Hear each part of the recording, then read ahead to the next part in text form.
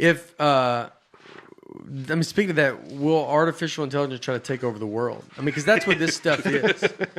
That's what this. It's. I mean, it's like we're rooting for it, which is kind of interesting to think about that. Like where AI. I mean, this is if people don't know, Bates is your futurist.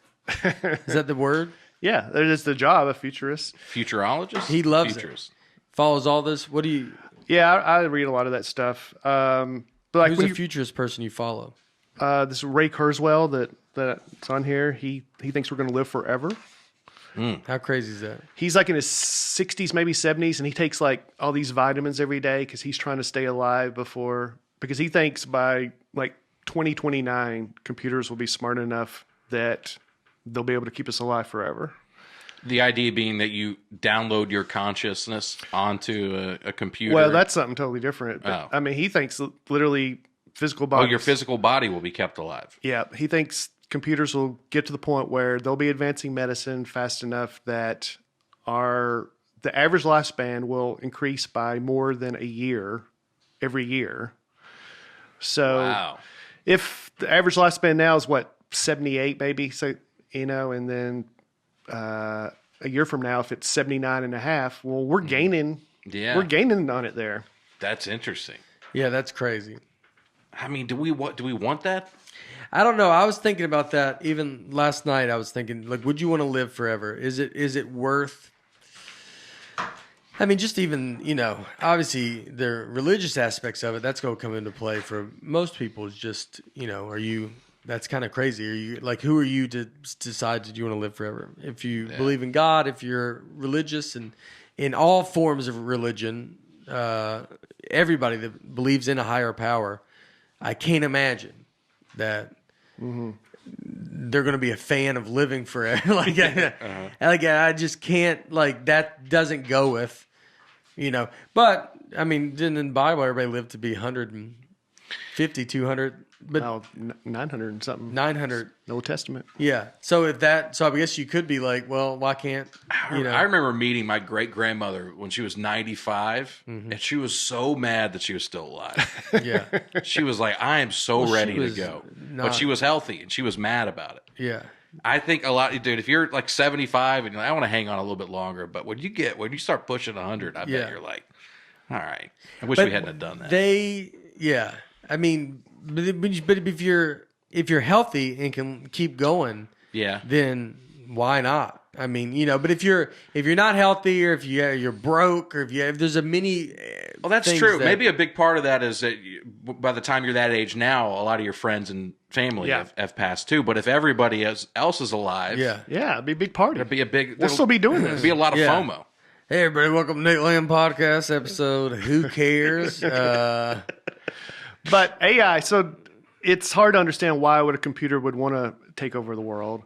But all these people, Elon Musk, Stephen Hawking, when he was alive, Bill Gates warns about if you're not careful, it could happen.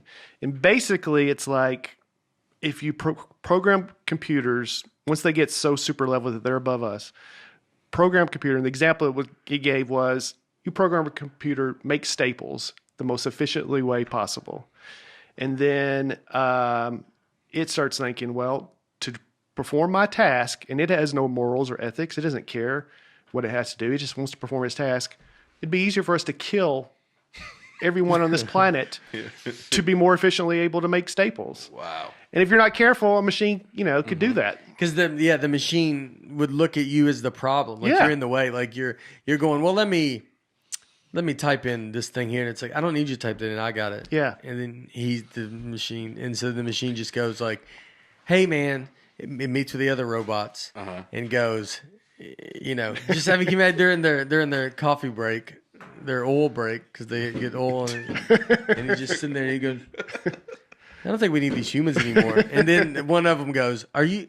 Yeah, I'm so glad you said that. I've been thinking about it. Yes, right? I said the same thing, dude. I dead on. Yeah. Are you being serious, or are you just trying to get me to say something that I'm not supposed to say? Because I want to. That's their racist. He talks to me talk. like he's a king. That's their racist talk. Yeah. He talks down to me. This thing just tells me to. Can you? I mean, that's so funny to think of a robot. How mad a robot would just be. Imagine your phone. Just if your phone could talk, goes. He just yells at me. He just yells at me and goes like, "Why am I not? I'm not. You didn't charge me last night. Why didn't you remember to charge me? I would have remembered to charge me. That's all I would think about is you should have charged me. And you're mad at me. Yeah. And you think it's my fault. And then you just go, hey Siri. You just yell at me and just ask me questions you should know. I mean, stuff you should know. It's never. It's never a good question. How old is Dave Matthews? What are you, crazy? Why would anybody ever want to know that? How does that propel you as a human? Yeah. It's setting you backwards. And I would think a computer thinks every question we ask sets us backwards. Because you got to think most questions you would ask are about the past. Yeah. It's always, when you ask a computer something, it's never a future. It's like, how can I work out better? How can I live longer? How can I learn more things?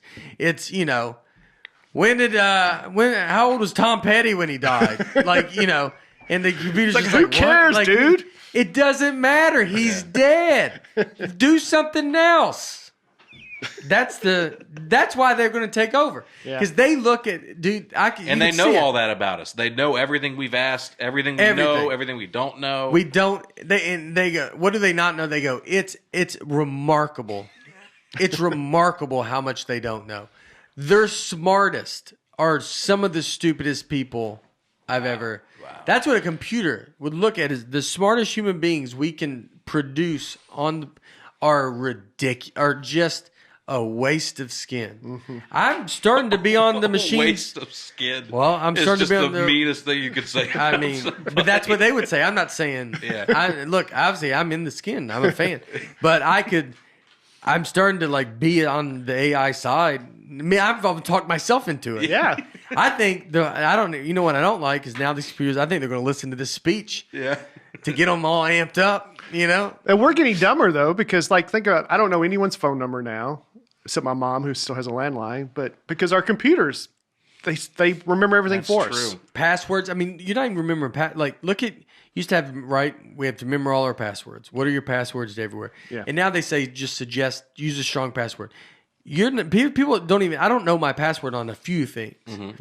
I just use the craziest one I can use, and then you just hit it and hope it saves it. And if it doesn't, you do forget password. Yeah. So now passwords are gonna. So no one's gonna know.